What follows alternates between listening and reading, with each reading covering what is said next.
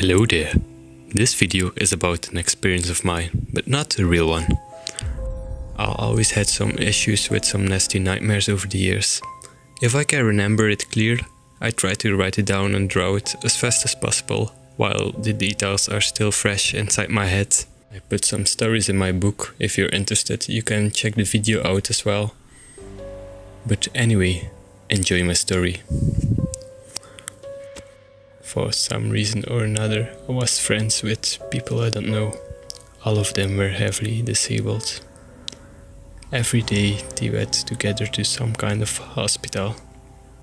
What they did there was not clear. They told everybody it was some kind of therapy. I was allowed to join them one day, and I was very curious. I went to that hospital and there was a long, creepy hallway. I had to go to the room next to some kind of restaurant.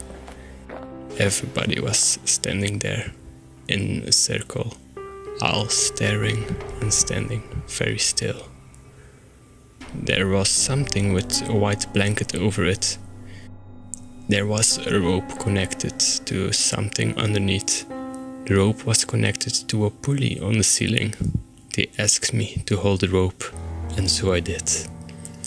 A guy removed the blanket. Underneath there was some kind of machine. Two giant transparent tubes filled with water. The largest tube was filled with boiling water. The reason why it was boiling was because there was a flame underneath it. In the smaller tube there was just some water and a baby. So-called friends told me it was some kind of tradition. They called this a therapy to prevent getting disabled. But in reality, they did exactly the opposite. I guess they all went through the same horrible thing, just like the baby is doing right now. They forced me to let the rope go. The smaller tube was in the bigger tube now, and the baby's water was slowly getting warmer and warmer. The people all around me were all laughing, clapping, pointing. The baby started to make a sound, the most horrible sound I ever heard. It was loud peeping noise. I hear the guy in the background saying like, "Hear that sound? Those are his brains, they are boiling.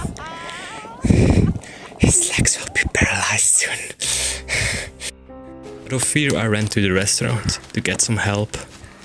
The restaurant was huge. There were some round tables and people were sitting on those tables. I scraped all my courage and shouted that they should help me, that somebody was dying. Everybody stared and laughed at me. Everybody. One woman stood up, and while laughing she faced the people and shouted she would take a look, on a sarcastic tone. She was clearly out for some attention.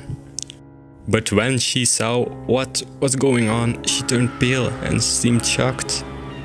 She could not help me. She just stood there paralyzed. My so-called friends were still laughing. The baby was still fighting for his life. And then I woke up. The sound I heard that night haunted me for weeks.